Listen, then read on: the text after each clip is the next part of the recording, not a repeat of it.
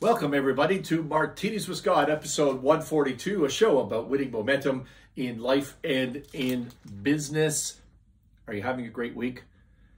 It's been a stressful week here. Lots of negotiations, lots of pressure going on, but hopefully we're getting through it. I could use my martini, though. Welcome to the show. Enjoy your drink. Oof. All right. I know what you're thinking. You're thinking, Scott, this is a different look for your podcast studio, for your office here in beautiful Fernie, British Columbia, Canada. And you're right. But if I tilted the camera, you would see that we've had a flood here. We've had a flood, even though this office was just built a year ago.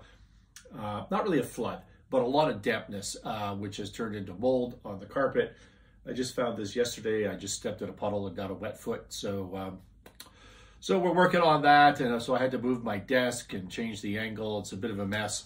Anyways, we'll get through it. I've been doing my midday touch bases with you on the Martinis with Scott channel live on YouTube and on Instagram. I shot one in this configuration yesterday. It worked out okay. And I know this is a different audience very often, so thought I would share that problem with you. You know, sometimes on the Martinis with Scott channel, I try to cover litigation and corporate battles. So corporate litigation or personal litigation related to business, corporate battles. Why do we do that? What do I do on this show? Well, or first, let me give you some examples. And off the top of my head, I jotted some notes down this morning. Dominion voting systems versus Mike Lindell. If you're into politics and you want to give me hate right now, get lost, not interested. This is about business. Sometimes I like to pick on a current event, which could be political. So we all know what we're talking about. We've seen it in the news, and just give a different perspective on how to think about things. So I think we did 2 shows on these Dominion voting systems people and their suit against Mike Lindell and others. We've talked to Rob Fraser. Cheers again. We've talked with Rob Fraser of Endure in Peril. He's been a friend of the show, an entrepreneur, and he's 5 years in now. Company's doing great, wonderful brand, and he's a really good guy, and I think they're going to be super successful. Early days of being an entrepreneur, he ran into some trouble with an investor, with a lender, and it turned into a corporate battle. I don't know if there was actual litigation on that, but it was heading that way at a minimum. So we've talked about that with Rob. We covered last year on this show my client who I tried to help. I did help successfully, in fact, who we codenamed Mary, because I wanted in this instance to protect her privacy. Again, an entrepreneur, again, a partnership dispute, again, threats of litigation. Using lawyers to help with a negotiation and to resolve a partnership problem. I've covered on the Martinis with Scott show the Novani Stainless turnaround journey, which is a company north of Toronto, Ontario, Canada, about an hour and a half north. And you can go back and look at a bunch of episodes on Novani on the Martinis with Scott channel on YouTube and on podcasts. And part of Novani's issue is a substantial material lawsuit for the size of that company. Material lawsuit with its neighbor over an alleged environmental issue.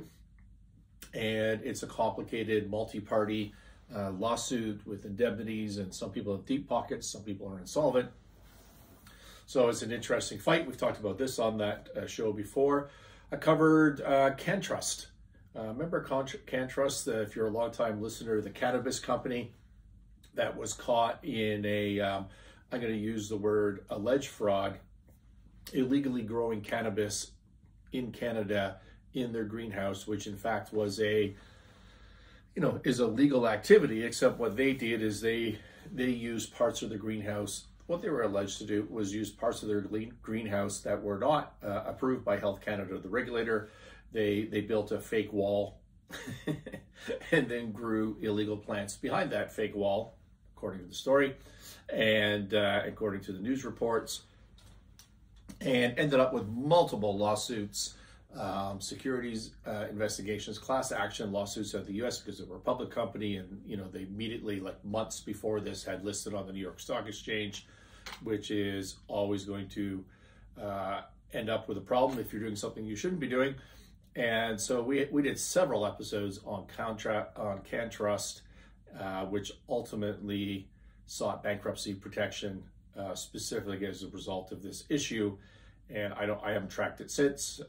We talked about my having shorted the stock of CanTrust for a long time, like 6 months or 9 months, which was a pretty good play because I didn't believe in the turnaround and the management team, and we tried to draw some lessons from that on Martinis with Scott. I talked about GameStop. Do you remember GameStop? This is still an ongoing story, but this was framed by media, particularly social media, as the public getting back at the man. There was a bunch of short sellers, drove this stock down to $3. I don't remember all the details.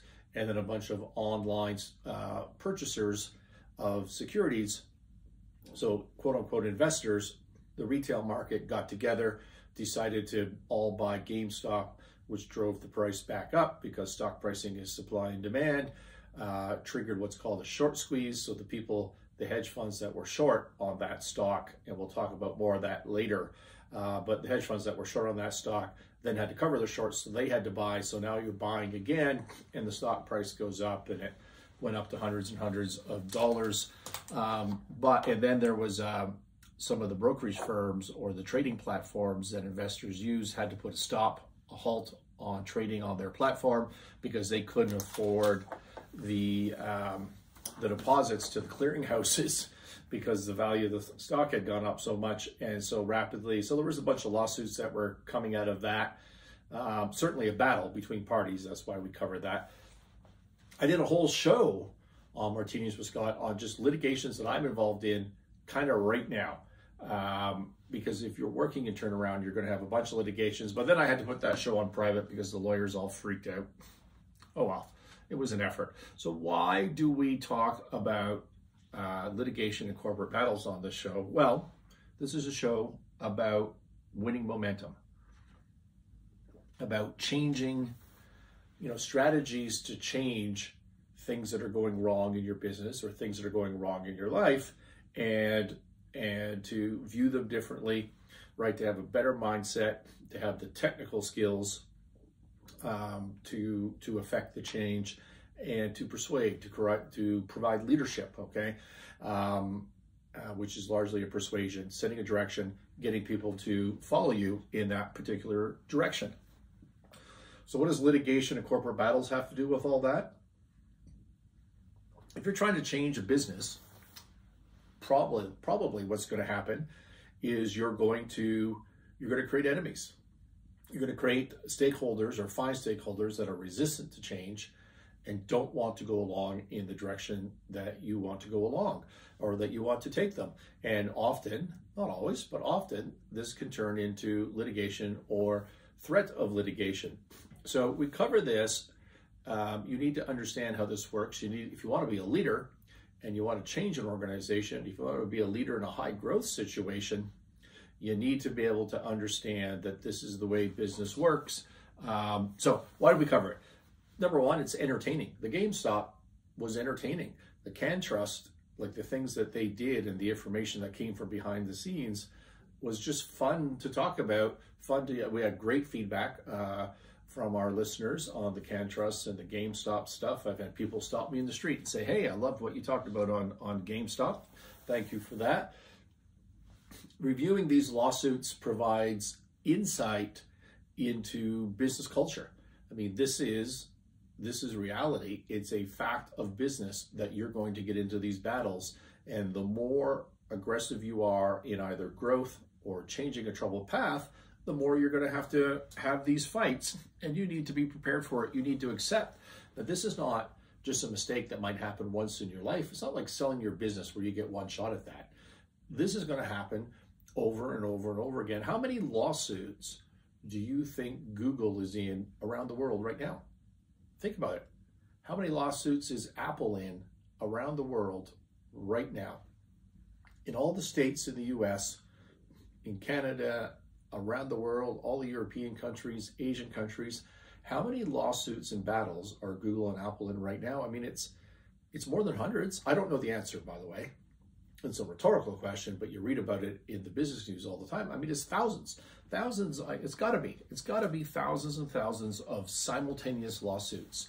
And those are companies that are trying to, get out of trouble and restructure and change the momentum of of their businesses. These are companies that we think of as being the top companies in the world. Think about it. How many lawsuits are they in? This is a fact of running a business. You need to understand that if you want to be a leader. I see so many business owners that run into a trouble, and some of them I've covered with Mary and I forget, but some other topics I've talked about, some other stories that I've provided to you on Martinis with Scott. You see so many business owners just do it all the time, and they're just aggrieved. This is what happened to me. I'm a victim. I need to sue this other person, and I need to go to the judge. And what's going to happen is the judge is going to say to me, "Oh my God, were you ever treated badly? You're 100% right. Here's a judgment in your favor. That other guy's a bad guy," right? That's what people think is going to happen, and that's not what's going to happen. The other party, unless they're a complete idiot, which could happen, have a different point of view that they may and probably most likely feel equally passionate about. And then you have the judge sitting in the middle, listening to these arguments and trying to find a way to help these parties resolve their dispute within the context of the law that they had. It's not the judge's job in their mission. By the way, I'm not a lawyer, so this is just my observation. It's not the judge's job or mission to pick one side over the other. That's not what this is about. It's about resolving a dispute, finding equity, adhering to the laws of the land, applying them to this dispute, and finding a way to resolve the matter and issuing a judgment. Now, sometimes, right, it's not impossible. It could mean, hey, Scott, you're 100% right. You got screwed by this person. Here's your judgment, right? Or it could be, Scott, you're 100% wrong. You're 100% wrong. You should, you're just going to lose, and your case is going to be thrown out, and that's the end of that. You were wrong. Those are possibilities. I'm trying to think of an example in all of my litigation where that's ever happened. Like, it just, maybe once or twice that's happened out of, I don't know how many lawsuits I've been in, but let's say 100, right? Just me, just a normal business guy. Like maybe 100 lawsuits. That just it rarely, if ever, happens. It's possible, but it rarely, if ever, happens. So you need to be able to, we just had one, by the way. I'm going to tell you this story in about a week or two, I think, about a ruling that we had that just blows my mind that the judge did this to this company. It's a live situation, so I don't want to walk you through it right now, but I shouldn't say it never happens, because it just happened. It just happened in my business, and it was negative. It was for a client, which I think is even worse. I wish it had happened to me and not to these people who are good people. But in any event, so with all of that said, so there's the background. I like the entertainment. I like the fun of it. I like exposing you to some business culture and the way things really work behind the scenes. And if we can learn some lessons along the way about how business people fight. Look, if you're in business, you have to compete. And if you have to compete, you got to fight sometimes. And if you're going to fight, I know we all want to have the law of attraction, and we want to have win-win, and we don't ever want to have to fight. How many lawsuits are Google and Apple in right now? I mean, it's good to have that mindset, but the reality is you need to be prepared to fight. Are you a leader that will fight? Are you a leader that will fight? Let's give you an example. So I received a ruling the other day. Now, the ruling is dated January, and it's in Canada, but it's international issue. It's dated January, and it hits all the criteria that I want to talk about. It is not, the ruling itself is not very exciting. It's just focused entirely on whether documents need to be disclosed or not. So it's not the end game. You won a bunch of money, you lost a bunch of money in what is ultimately a defamation suit. It's more about just a little micro battle, a skirmish along the way in a multi-year, hugely expensive litigation. But the judge, to be able to issue the order, did a recap of everything that's been going on in this lawsuit. And it's crazy enough that you guys might find it entertaining. It speaks to business culture at a very high level. It speaks to the nastiness and lengths that litigants in business will go to fight and to compete. All right, so let's go through this. So this was a judgment issued. As I said, it was it's dated January 11th, 2021. But I just received it a couple of weeks ago, and so I'm not sure why that's the case. I'm not a party to this, but I know a bunch of people that are parties to this, and I feel like I would have had this emailed to me just out of interest. So I don't know if it was released in January and my source is too late sending me the information, or whether it was dated January and just released right now. Anyways, doesn't matter. Doesn't matter. So the plaintiffs here, I'm just going to give you a list of the parties to this lawsuit. You get a flavor of how complex this is and can be. The Catalyst, so the plaintiffs are the Catalyst Capital Group. Okay, and I'm going to tell you who the plaintiffs, the relevant plaintiffs are after we get through this. The Catalyst, just in short, is a super successful, powerful hedge fund based out of Toronto. And Catalyst Capital Corporation, which is a subsidiary or related party to Catalyst that lends money. So those are the plaintiffs. The defendants are Westface Capital, Gregory Boland, M5V Advisors Inc., carrying on businesses Anson Group Canada, Admiralty Advisors, Frigate Ventures, Anson, Master Fund, AIM Group. So there's a bunch of hedge funds on the defendant side of this. What else do we have here?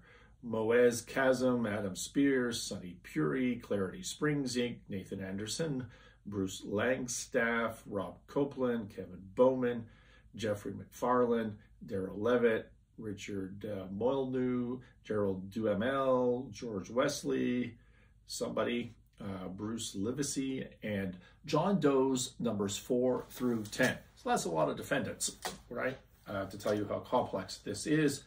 And third-party defendant would be Canaccord, Genuity Corp. Canaccord is a significant investment bank in Canada and I believe in the UK. I don't follow them very much, but I mean, they've been, they're a real investment bank, full-service dealer, and they were instrumental in the cannabis space in Canada in technology. So they do a lot of things. Plaintiffs by counterclaim would be, so now you sue, they defend, and then they sue you back. Westface Capital and Gregory Boland. Defendants by counterclaim, Catalyst, Calidus, Newton Glassman, Gabriel de Elba, James Riley, Virginia Jameson, Emmanuel Rosens, BC Strategy Ltd, doing business as Black Cube. Think about the Black Cube name for a bit. I think you're going to like that story. On and on, it keeps going. I feel like I might be boring you at this point. Bruce Langstaff, plaintiff by counterclaim, and it just keeps going. So there's a lot of parties involved in this. Now, we get to the judgment by Justice Boswell. I'm not giving you any opinions on this lawsuit as I try to stay out of the lawsuit. I don't want to be defaming anybody. I'll give you some color as I go along. But for the most part, I'm just reading from what the judge wrote. So it's his opinion, not my opinion. Here's how the judge starts. This is a 55-page judgment on a matter of should documents be disclosed or are they protected by privilege. You go to a lawyer, you have a conversation with your lawyer and you say, well, maybe I did this, but I want to sue him for that. And you have that kind of conversation. Well, that's privileged, right? You've heard this on TV. If you've been in lawsuits, you know it to be true. It's a privileged conversation. The lawyer doesn't have to tell the judge or the other side in disclosure that you maybe admitted to something or didn't admit to something or lay out the strategy, you're allowed to have a conversation with your lawyer, and it's private. It's private. So this is it. It's not a complicated motion. It's the story that's complicated. And this judge is so sucked into this, I think appropriately so, that he wrote 55 pages, and he started it with a quote from Stephen Hawking. If you're a party to a lawsuit and you receive a written judgment and it starts with a Stephen Hawking quote from the judge, you got to wonder where this is going. For millions of years, mankind lived just like the animals. Then something happened which unleashed the power of our imagination. We learned to talk and we learned to listen. Speech has allowed the communication of ideas, enabling human beings to work together to build the impossible. Mankind's greatest achievement have come about by talking, and its greatest failures by not talking. It doesn't have to be like this. Our greatest hopes could become reality in the future. With the technology at our disposal, the possibilities are unbounded. All we need to do is make sure we keep talking. Quoted by Stephen Hawking. This is how he started his judgment. Paragraph 1. Some people talk too much. Sometimes they get themselves into trouble doing so. Sometimes they hurt other people by what they say, and sometimes they do so intentionally. That's paragraph number 1 from this judgment. Dr. Hawking was right, of course. It's impossible to overstate the importance of communication. The language can be used, but language can be used to demean and demoralize, provoke and offend. It can be used to shape public perception. It can be used to discredit known facts or promote false narratives. It can be weaponized. This multi-tentacled lawsuit, I read to you all the parties, so there's a lot of parties involved with this, is all about trouble that talking, both the written and spoken word, can create. The core of the lawsuit are two very wealthy and powerful men, competitors in the private equity investment business. Each accuses the other of weaponizing language against him and his business, and each seeks hundreds of millions of dollars from the other in damages for defamation. Hundreds of millions of dollars for defamation. So the heart of this is one really, really rich, powerful person, hedge fund guy, private equity guy, defaming another, or alleging, being alleged to have defamed another really, really powerful guy, and vice versa. Okay, that's what the heart of this thing is all about.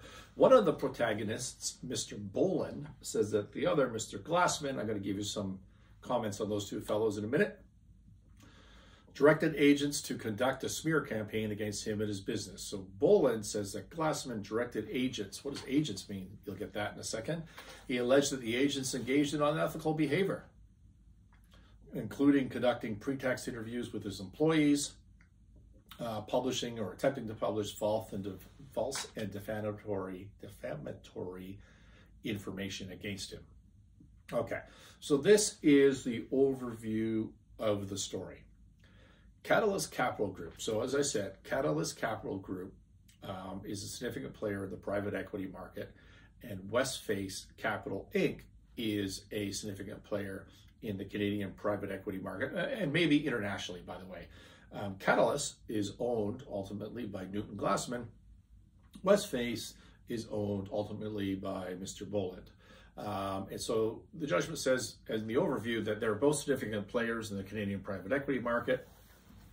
Both were suitors of a company called Wind Mobile. So Wind Mobile was a Canadian cell phone company, right? You could go there and get a phone, get a plan, all that sort of regular stuff, like you're going to, to Bell in Canada or to Verizon in the US, whatever. Well, Wind Mobile was one of those companies. Westface prevailed. Catalyst cried foul and sued. Westface prevailed again. Catalyst appealed. When the appeal was pending, agents of Catalyst engaged in a systematic effort to unearth fresh evidence, so on and so forth. We'll cover that in more detail in a minute.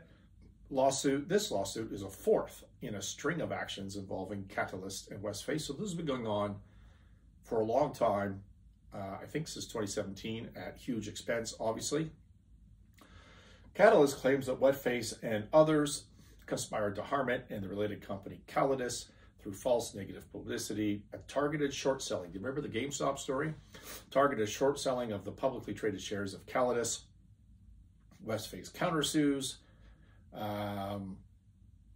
He says the underlying action is complex, to say the least. The stakes are $500 million. There are multiple parties, multiple layers of claims, counterclaims, claims over. The pleadings are voluminous. The materials filed in this motion are similarly voluminous and run voluminous. Let's go with voluminous, and run to many thousands of pages just on this motion. So here's the principal parties. He says there's close to 40 parties in this suit. Most of them are not directly engaged in this particular skirmish. Catalyst, I already told you Catalyst. Calidus is a private lender. So Calidus back in the day before the short selling or the market sell-off, I don't know for a fact there was short selling at all, but so let's call it the market sell-off. Back in the day, they were the premier lender in Canada, maybe in North America, of high-yield asset-based loans to troubled companies. If your business was in trouble, you could go to Calidus, say, here's my turnaround plan, here's the security I have, and Calidus might lend you some money to help you turn your business around. It's a great product. It's a really expensive product, but that's what they did for a living. So Calidus is a private lender specializing in loans to financially distressed borrowers. I was talking with a former employee, I won't say which one, of Calidus just yesterday, and I said, man, do you remember when you guys, when you were there and you were just starting out and your book was like $75 million? I was probably myself. I was probably 30 or 40 million of that with my clients. I use that product a lot. I know intimately how it works. I used to know all the old employees there. They were just a lender. There was other lenders that I could go to, but I had a pretty good relationship with them because we did a lot of business together. Calidus is a private lender. We did that specifically of Catalyst, their parent company. A bunch of their funds, their private equity funds, are invested into Calidus. So Newton Glassman is the founder of Catalyst, and he's the CEO of Calidus, and he's one of the two principal protagonists I referred to above, says the judge. Now, I know all my Bay Street friends are going, oh, Newton.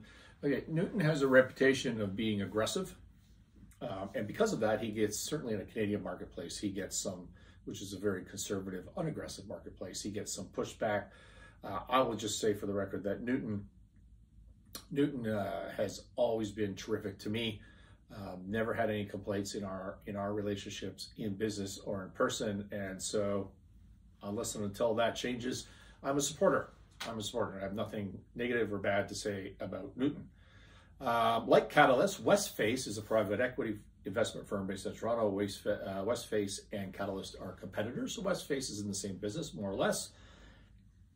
Gregory Boland is the CEO of Westface, and he's the second principal protagonist that I referred to. I do not know Gregory Boland.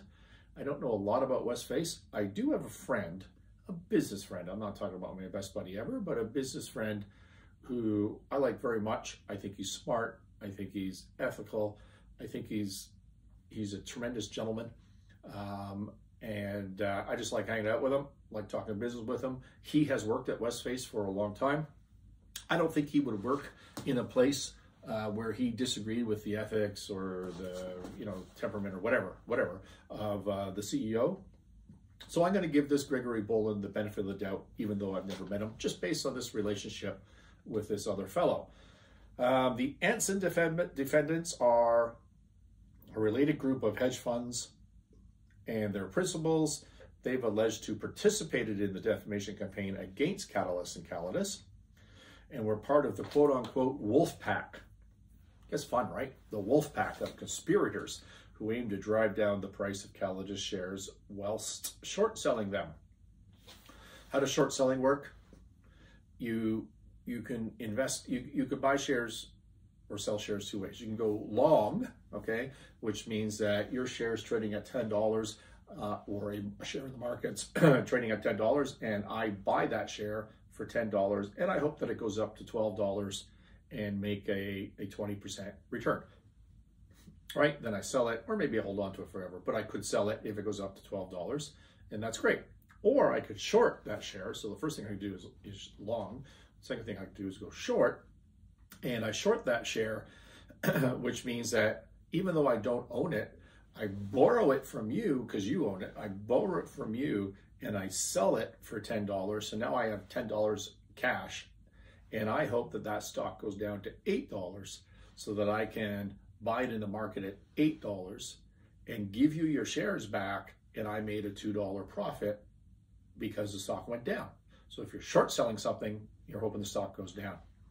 If the stock went up to $12, like the first example, and I was short, I would have to ultimately buy that stock back at $12, which means that I spent the $10 that I got from selling it in the first place, plus I had to cough up another $2. So I took a loss, and then give you your shares back can be a bad trade. So if you go short, what would be a good way to help your situation if you're short on a stock like Calidus? Well, one good thing you do is you could put some news out to the marketplace and say, wow, it just occurred to me that all these guys are a bunch of frauds. I'm not saying that's what happened here, but if you said that, it might help. What if you had a research firm? What if you had an independent research firm write a negative research report on the value of the shares that you just shorted?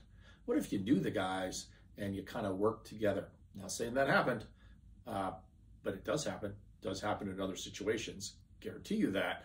Not naming any specific names, but if somebody independent wrote a research report and then sent it around to all the institutions and said, hey, this company's in trouble, maybe those institutions would sell their shares. And if they did, the price would go down.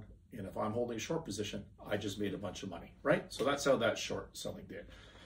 So it says here that the wolf pack of conspirators aim to drive down the price of Calidus shares. Bruce Langstaff is a former employee of Canaccord. This is the investment bank, investment dealer I talked to you about. He's alleged to have facilitated short selling trades by the wolf pack members. When you're trading, you need to borrow shares. How are you going to do that? It's not like I came to you personally to borrow shares. Your dealer just lent them to me, and I assume, I don't know this for a fact, I assume that's what Canaccord is being accused of here. Rob Copeland is a reporter for the Wall Street Journal. He is alleged to have penned a defamatory article, had the effect of driving down the share price. Kevin Bowman is the former president of Elkin Basin Drilling, a borrower of Calidus. He is alleged to have made, in a conspiracy with Westface and others, defamatory statements against Calidus and Calidus, including false whistleblower complaints to the Ontario Securities Commission. So I'm in a live lawsuit with Kevin Bowman over Elkin Basin Drilling. So I don't want to say much about Kevin right now. And the facts that I'm going to tell you a story about Kevin in brief, and I'm going to say up front that all my facts are wrong because I haven't looked at my files recently. So the substance is correct, but I'm going to have the numbers wrong. So this is a guy who owned this company, Elkin Basin Drilling, which is a water well driller out of Red Deer, was a water well drilling company, and coring drilling out of Red Deer, Alberta. And he owned, I forget, maybe 60% of the company. Yeah, I think 60%. His brother owned 20%, and another person owned 20%. And this is a guy that borrowed when he was in trouble. I forget, I'm going to say 14 million, 12, 14, 16 million dollars of money from Calidus at 18% interest. Okay. And that same year, Elkin Basin's EBITDA, so the money that it had to pay interest and principal, again, I'm just kind of making up the number for a ballpark, but somewhere like $1.5 million. Grossly insufficient. Right? I mean, their interest costs were probably, off the top of my head, what would that be? What would it be, like $3.5 million? And they were just an interest, and they were doing like $1.5 million. Anyways, Elkin Basin Drilling never ever paid anything back to Calidus on this loan.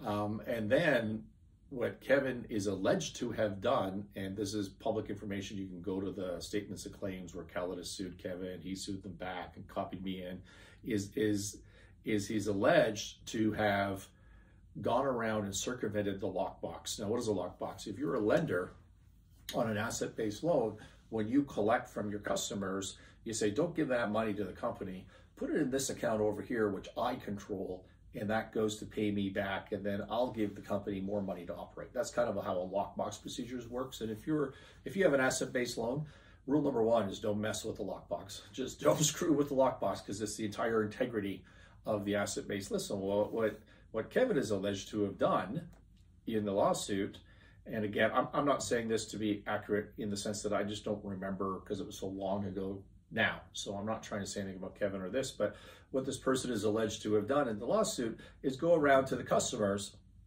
and say, hey, don't send your money to the lawsuit. I open up a new account over here at Royal Bank and do your deposits into there instead, and maybe to entice you, I'll give you a discount to do that. And now when I say he was alleged to have done that, I was the fellow that had to go get the money back from Royal Bank and unwind this scheme, which I did because he made some payments out of there as well. So I got the money back on most of the payments except for some money that was sent to his personal company to benefit from this. Again, and I'm not talking out of school, this is all public information. And so Calidus, because you don't mess with the lockbox, Calidus freaked out. So they exercised a share pledge on the security. So they took over voting control of the company, and then they had a shareholders meeting with themselves, and they voted Kevin out. I may have the details wrong on this, but they voted him out as a director, and then they appointed me as a director of the company. And then they also got rid of Kevin as an officer, and then they ultimately appointed me as president. I've got the details on that wrong, I'm sure, again, because it was so long ago. And so poor Kevin, who I do feel is a victim of some things on this, and at his heart, I don't think he's a terrible person, but he was just making a series of really bad decisions. And at the end of the day, he was just never paying any money back. He took a bunch of money, he never paid any back. And so so Calidus sued him for this scheme of circumventing the lockbox. I think they called it misappropriation. Again, don't hold me to that, it's public information. He countersued that they basically were punitive. I forget what the legal words were, but basically that they charged him too much interest, that they should never have given him that money, and that he had no hope of ever getting out of that situation, and that they want to loan to own. They wanted to take over the company. That was their scheme from day one. Basically, if I have that wrong, Kevin, sorry about that, but I think that that's what the allegation is. Again, I haven't read that in years. And then, of course, he copied me in because he accuses me of being a shill for Calidus, which is absolutely not true. In fact, it was Kevin that hired me to help him, which I obviously stopped doing after the alleged misappropriation. Anyway, so there's the background on Kevin. So what we think happened here, not we, I have nothing to do with it. What is alleged here is, and what I think, but what is alleged is that Kevin was running websites like IHateCalidus.com. I made that up, but something along those lines. He was putting out tweets that said terrible things about Calidus. And what I believe is alleged here is that Westface started funding Kevin to do that. He was launching lawsuits in this jurisdiction and that jurisdiction. Well, where was he getting the money to launch these lawsuits, which cost hundreds of thousands of dollars? The allegation is that he was being used as a pawn by the Westface side of this, and he's willingly going along with this because his whole mission in life turned into suing Calidus. And so, anyway, there's a little background on him. Black Cube, this is fun, is a private investigation firm based in Israel, comprised of former members of the Israeli Defense Force and the Mossad. So you got a bunch of Mossad agents in Black Cube. Mossad being Israel's national intelligence agency. They were ostensibly providing quote-unquote litigation support services to Catalyst. They're a central party to these motions. Other parties, since I'm dragging on, I'll just flip through this quickly. Brian Greenspan, who's a prominent criminal lawyer in Toronto, he was acting for Catalyst. New York Public Relations Consultant Virginia Jameson, Philip Elwood, a Washington, D.C. based public relations consultant, Christy Blatchford, who was one of Canada's top business journalists, maybe political too, written for the National Post. She passed away in 2020, I believe. And here's one, Frank Newbold. Hope I'm pronouncing that right. Newbold. Newbold? I don't know. Former Justice of the Court. So he's a judge. He presided at the trial of the Moise action. Moise, M-O-Y-S-E. I'm going to go with Moise for the purpose of this show. And if I have that wrong, I apologize. And this Moise character becomes very central in the story as we proceed. And he rendered, Justice Newbold rendered a judgment that Catalyst found to be entirely unsatisfactory. So, the Wind Mobile deal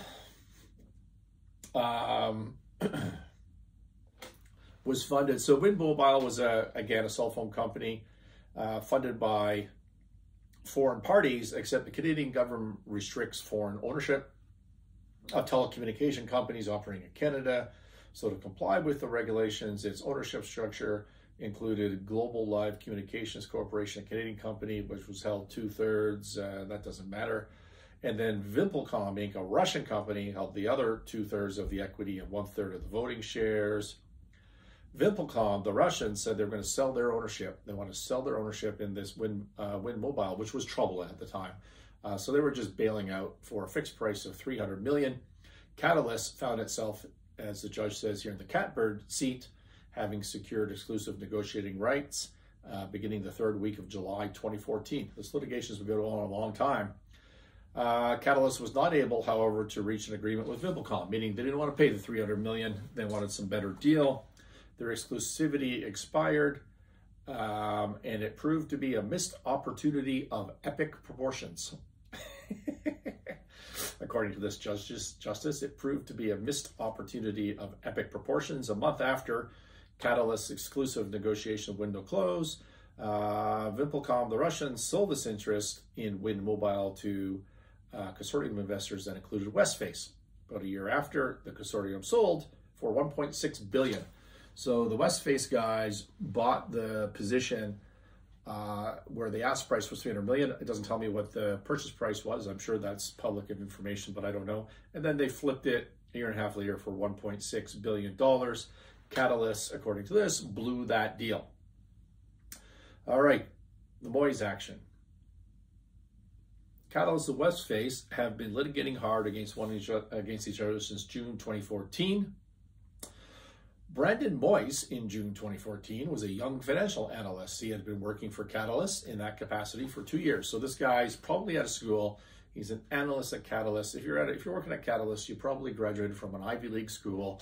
You're probably near the top of your class. You're probably a pretty smart dude, and you present well and speak well. Never met him. I'm just guessing that's the case. For reasons best known to him, he left employment in May 2014, and who did he join? He joined Westface a month later, notwithstanding that he had a 6-month non-compete clause in his contract with Catalyst. So he's working at Catalyst in 2014. He's there for 2 years, 2014. So in May, he leaves right as this deal with Wind Mobile, which turns out to be $1 billion profits at stake. As this deal is going down, this guy leaves Catalyst, violates his non-compete, according to the judge, and joins Westface. Who is the ultimate winner of the deal. By the way, I said that Westface paid the 300, or they paid less than 300 million.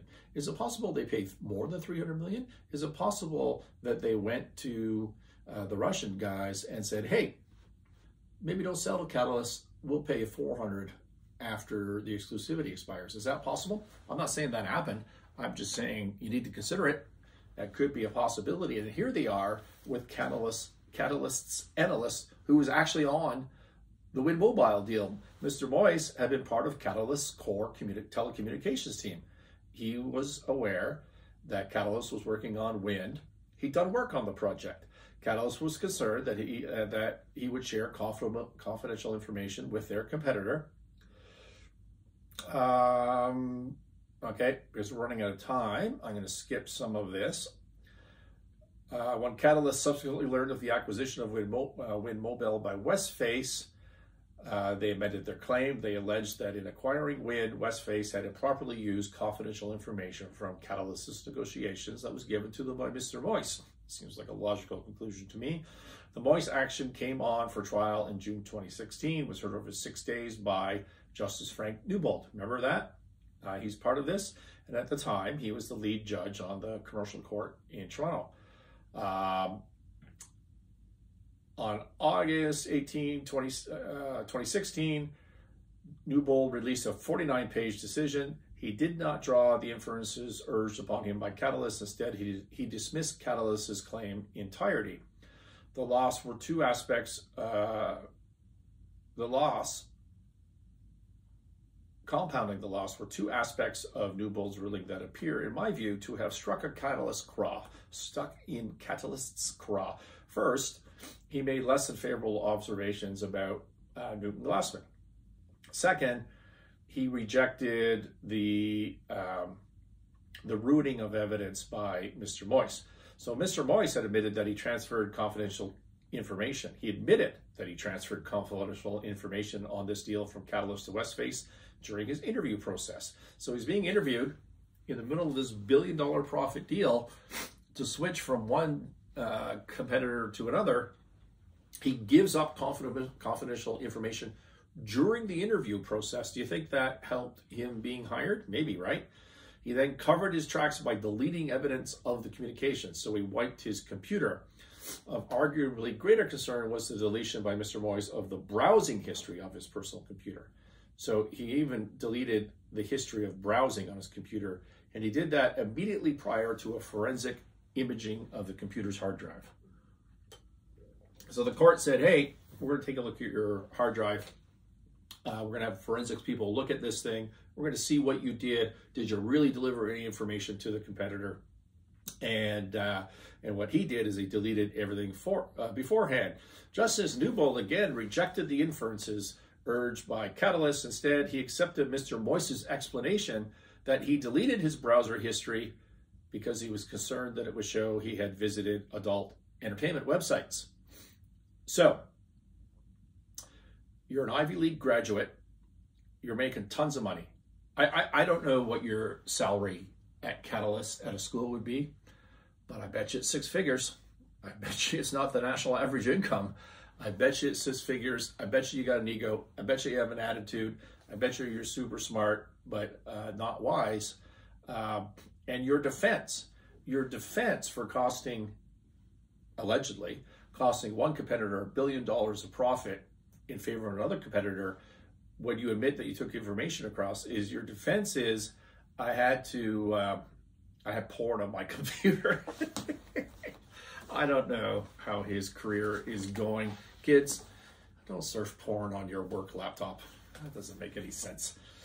All right, he found that even if Mr. Moyse had breached, in short, the judge found that Catalyst was the demise of the author of its own misfortune. Whether true or not, I don't know. That was the ruling of Justice Newbold. By the way, I think I read in here somewhere that Mr. Moyse lasted a month at Westface. Gee, I wonder why that is. I wonder why that is. You disclose confidential information in the middle of a deal in your interview. You get hired. You've wiped your computer, probably against a court order, for porn, according to this judgment. I don't know this guy. I don't know any firsthand information. I'm not saying anything other than what I'm reading in here. So you wipe your computer for porn. You're probably going to get fired, right? I don't know what that fellow's up to today. So Catalyst appealed the judgment. What happens in the weeks leading up to the appeal is the heart of these motions. Project Mapletree. Project Mapletree is the name given to a multi-pronged joint operation undertaken by foreign agents. Remember the Black Cube Mossad agents? Hired by Catalyst for litigation support.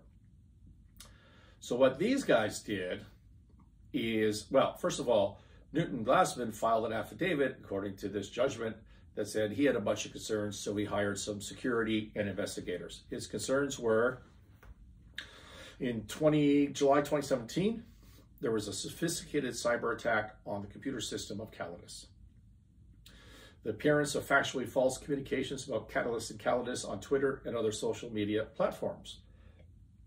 Being advised by reporters at Thomson Reuters that they were going to publish a story that Catalyst and Calidus were the subject of an active police investigation, which was false, according to this judge.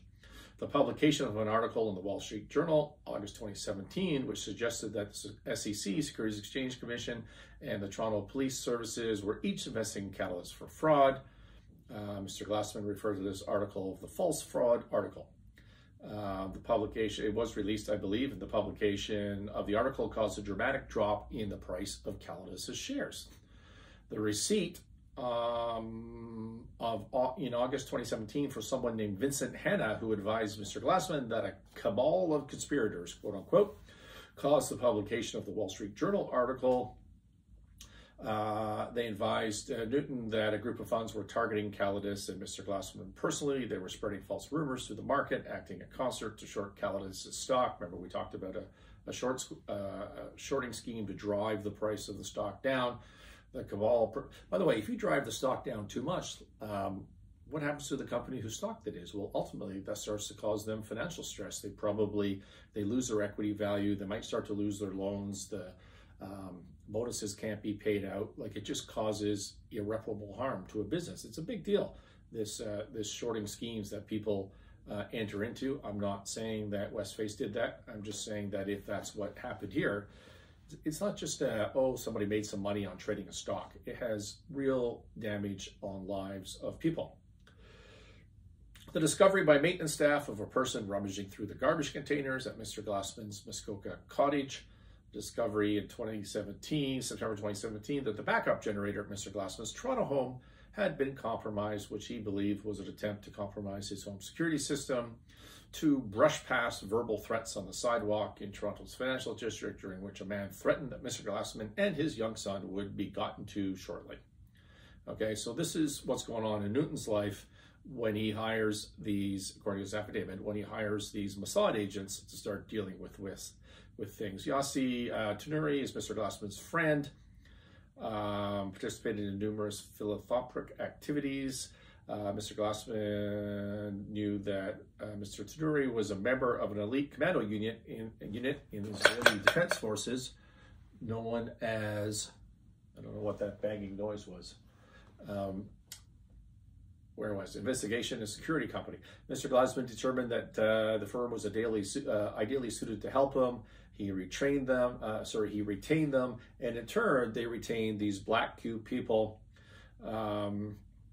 And as I said, Black Cube was a bunch of Mossad agents. In effect, later in this, it tells you that the retainer for Black Cube was $1 million, I think he said $1.5 million US, with bonus fees of $11 million. So potentially these Mossad agents could make $12.5 million for litigation support if the bonuses kicked in. It doesn't tell us what the bonuses are. That's a lot of money. You got to think about what they were doing to get that earned. Which, by the way, in this, Newton swears up and down that he knew nothing about it, that this was sort of done through the intermediaries, including Mr. Tanuri, which is probable. Where are we here? So I'm going to skip a bunch in the interest in time. This is taking longer than I thought. So the Black Cube people had a bunch of missions. Mission 1, and targets. So here were their targets that were disclosed. Number 1, Justice Newbold. So this is the guy that issued the ruling on the Moist matter, that he believed Moist was just got a bunch of porn on his computer, that he wasn't really stealing information. Or if he was, that it didn't damage Calidus. Why did they want to go after Newbold as a target? Well, because they were in the appeal process, and if they could discredit that judge, well, that would be super helpful, I suppose. They wanted to go after the Wolfpack conspirators, so this would have been Westface, Bowman, all the hedge funds. I believe that would be who's in the Wolfpack conspirators. The people that are organized to discredit, and they want to fight back against those people and discredit them. Westface and Mr. Boland personally. And Catalyst and Calidus, and that would be promote in a positive way, Catalyst and Calidus. And the 5th mission described as HUMINT, H-U-M-I-N-T, Mission 1 was also disclosed. So let's talk about Newbold, and we'll talk about HUMINT Mission 1. So the Newbold, it was a goal to promote the message that Justice Newbold was racist and anti-Semitic and biased, and further, that he disagreed with the evidence in the Moyse trial and approved the destruction of evidence by Mr. Moyse, and that he disregarded, the evidence in the Moyse trial. So their target and their action is geared towards promoting a message that this judge was a racist, anti-Semitic, Newton being Jewish, of course, and biased. This is what the Mossad agents are trying to accomplish, and former Mossad agents, I assume, Black Cube, and further, that he disregarded the evidence as a result, and he was totally cool with Mr. Moyse destructing of evidence. The HUMINT Mission 1 was also had a target whose name was Bae Hyung. I'm not saying that properly, I'm sure, but this person was a controller at Westface, and she purportedly advised a close friend of Mr. Glassman that Westface was imploding and that the partners were fighting, and the mission was to approach her, determine her motives, and obtain information about the real situation at Westface. All right, I'm going to skip a bunch more. Are you having fun with this? I hope it's not boring you too much. But it gives you a flavor, right? It gives you a flavor what lengths people would go to.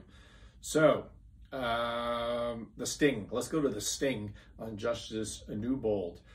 He's a retired Superior Court Justice in 2017. The Black Cube operated, so he joined an arbitration practice after retiring. The Black Cube operative approached him on September 13, 2017, posing as a potential arbitration client.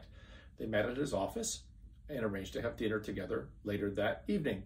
Justice Newbold was unaware, of course, that the entire engagement was a pretext. During both meetings, he was baited by the operative in an effort to elicit anti-Jewish sentiments. Both meetings were secretly recorded. So this Black Cube operative, who believed to be a former Mossad agent, is trying to get this former judge on record as being racist and anti-Semitic so that they could use that information, presumably, in trial later. Mr. Glassman said he knew nothing about it. Mr. Greenspan, who was the criminal lawyer for Glassman, said, hey, you guys can't do that, Black Cube. That's not how we do things in Canada. Nevertheless, Mr. Glassman said he was troubled by what he heard on the tape. So I haven't heard the tape. I haven't seen the transcript. I don't know if it's public information. I don't know that Newbold is anything other than an upright, honest gentleman who's non-racist and a good judge.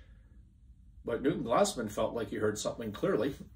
Because they took this evidence and they tried to use it in the appeal. So maybe the judge did say something that was derogatory on tape. And so Newton wanted to use this evidence, so he had a fight with his law firm, Laxell Sullivan, so they quit. He had to hire new lawyers on the eve of the appeal. All right, I'm running out of time here. This has just been too much and too much information. It's such a complex, fascinating story. There's a whole other sting here where the public relations people in New York and Washington that I referred to earlier in this pre-wrote a story about the racism and the anti-Semitism of Justice Newbold, and they sent it to Christy Blatchford so that she could report this in the Financial Post or the National Post, which she did not fall for, but she did write an article that was more derogatory about, and she said, and they sent her the transcripts or the tape from Justice Newbold, who was secretly recorded. So she wrote an article in November 2017, The Judge, the Sting, Black Cube, and Me, highlighted Catalyst's unhappiness with the Moyse ruling and the hiring of Black Cube for security reasons, and the sting perpetrated on Justice Newbold by the Black Cube agents. The overall tone of the article was singularly unflattering to Catalyst's additional stings. Mr. Singh, Black Cube agents posed as recruiters for a European private equity firm interested in hiring Mr. Singh, who was a Westface employee and was general counsel of the employee. Black Cube agents met with him in Toronto, subsequently flew him to London to meet with him again. They questioned him extensively about the hiring of Brandon Moyse, all under the pretext of wanting to hire this fellow in a fake job. Wolfpack action. So now they're suing in the Wolfpack action a company called Veritas Investment Research Corporation. Remember I said if you're shorting stocks, wouldn't it be really cool if you had an independent research company that did nothing but research for fees and came out with a really negative report about the company that you happen to be shorting? Veritas Investment Research Corporation. I've read a couple of the reports. I read them on Calidus years ago. It was a negative. They always do short reports, these Veritas people. They wouldn't say that. They would say that they're probably that their integrity into accounting rules and principles and everything is all about ethics. Sure. I mean, that's possible, right? I do happen to be really good friends with a former employee of that research corporation, so I have some insight into the inner workings. I have read the reports of Calidus, and I knew a lot about Calidus at the time, and I remember really disagreeing. I don't recall the specifics. I know they issued a report on Just Energy, and I was in that business at the time, and I just thought that their conclusions were just flat out wrong, just wrong from an accounting and math perspective. But, you know, that's my opinion. I'm not accusing them of having colluded with anybody to drive the stock down, but, you know, it's a little coincidental, one might say. Wolfpack action appears to be, yeah, so that was the heart of that one. Bottom line is the Wolfpack action is the Wolfpack are the people who are trying to drive the Calidus stock down, and they're fighting back with a bunch, and Calidus in that part of the action are fighting back. So that's, look, I'm an hour and 3 minutes into this. It's been a long time to talk about one litigation. But what this is kind of the background for the story, and I want to follow it a lot more. By the way, this was all about 55 pages to say, well, how do you do, what they were trying to get was the Black Cube documents released, given to the court, and that Black Cube was claiming privilege. And the judge said, basically, there's no privilege on this, and so Black Cube, the background materials from when you were hired need to be disclosed at the next step of this litigation. This story is going to unfold. It's going to become more clear. But what have you learned from it? What have you learned? Hopefully you are entertained by the craziness of how people richer than you and me go about their business dealings. But if you think this is unusual, you're not paying attention. You're not paying attention. Think about, I don't want to talk about politics. Think about the Trump presidency and the lawsuits, both civil and criminal, every day that came out of that. Think about the Biden presidency. And I'm not trying to say the lawsuits don't have merit, or they do have merit. Maybe they do, I don't know. But they're a fact of life in leadership. Think about the Biden presidency. There was an announcement by somebody yesterday, I forget the lawyer's name. They've started out basically a funded organization to do nothing but sue Biden nonstop and the Democrats nonstop on what they believe to be or hope to be unconstitutional things, right? Being sued is a part of leadership. And the more you go through life, the older you get, the more successful you become, the more complicated it becomes. This is competition through litigation. This is not taking the high road. What is the end game for Newton Glassman, who I told you I have respect for and who's always been great to me, who Mr. Boland, to Gregory Boland, who I'm just going to give the benefit of the doubt based on people that work there that I know pretty well, one person in particular that works there that I know pretty well, going to give him the benefit of the doubt. What is the end game? What is the end game for these two? Like, if one has to pay the other $300 million or some number, does it really matter? Does it really matter that much? Like, how much did they spend in legal fees? How much did they spend in legal fees? The disclosed fee to Black Cube is $11 million alone if the bonuses kick in, or maybe that's 12.5 with the base plus the bonuses. It's crazy. It's entertaining for us, but it gives you an insight. It gives you an insight into the complications, the nastiness, what goes on behind the scenes. Are you prepared to be a leader? Are you prepared to take that? Because if not, you're in the wrong job. You're just in the wrong job. Don't be the leader. Be second in command. Be third in command. And you can say, well, these are really, really rich guys. I just want to be an entrepreneur. Don't forget, I talked about Mary on this show, and her little, I mean, this was a $50,000, $60,000 issue. Actually, it was a $90,000 issue for a young girl who had a dream of being in a business and had a partner in this. It was equally nasty. It was as nasty as this, just with much smaller resources available to do it. Think about CanTrust. Think about the intrigue there, and the false walls, and the insider trading, right? Where it's alleged that the people who owned the majority of the control block of this company, when they knew that Health Canada was coming at them, started dumping their stock at great profit, allegedly, in the securities violations that go along with this. It's all the same. This is just bigger numbers, which makes it more interesting. But if you're going to be a leader, you need to be able to deal with this stuff. Maybe at some other time, we'll talk about strategies to actually do that. What else do I have for you? I think that's it. We're over time. Thank you so much for listening. This has been Martinis with Scott on YouTube, Apple Podcasts, Spotify. Please subscribe. Please remember, we do a midday touch base. Usually, in fact, I might be late for that. And today, I think I'm going to go live right now to do that. And what else can I tell you? Please subscribe. Thank you for listening. And we'll talk to you next Thursday. Enjoy your weekend. Cheers.